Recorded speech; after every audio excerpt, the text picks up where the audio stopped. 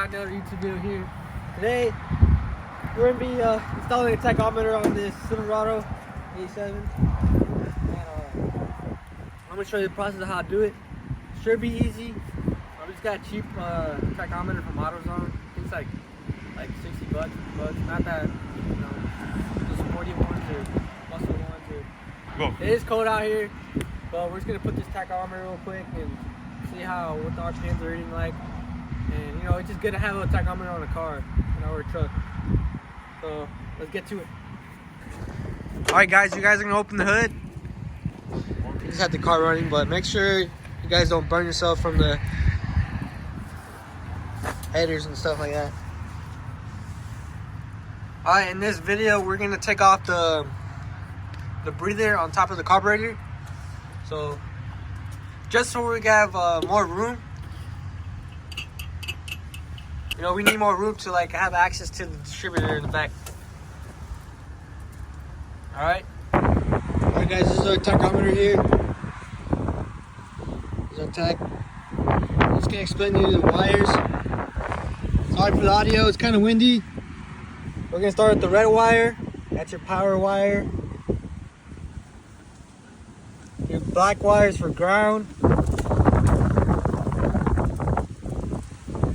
Your green wire is for the distributor, so it can tell you how much the tach, and the white is for the to have the RPMs turn on, like the lights. It will be connected to your light switch. I'll show you that in a bit whenever I install it. All right, guys, here we at. First, we're gonna do the ground. Honestly, you could use one of these. And then you're gonna put this in the ground wire, and then you're gonna crimp it. Right there, you see that? That's where you wanna put your ground.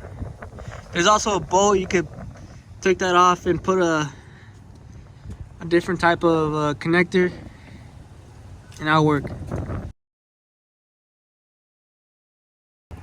Alright, now guys, if you guys can't tell,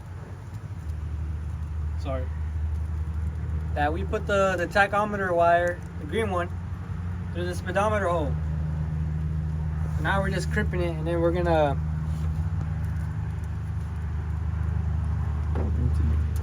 plug it towards the where it says tachometer on the distributor. The same size, same connector. You just gotta plug it in. Not too hard, easy to install. Alright, guys, we got the tachometer green wire on the tach side, on the distributor, and next we're gonna go to the positive. Alright, guys, you're gonna find this plug on the fuse box on the inside the passenger. And you guys want to buy the interior adapter, because you need this for the positive, to make your tachometer work. And you could just there's different types, and you could just bend it, and you could fit both of your plugs there, and it should work out fine. All right, guys, we put the tachometer in. It seems working fine. It's at revving at like 1100. 1200, 1600 RPMs. What I did was, you gotta change it to 8-cylinder, because that's what we got. We got a 350 engine. But everything looks good. The last thing we're gonna do is plug in that wire. You can look up another video to that. I'm just gonna use some T-taps for the lights.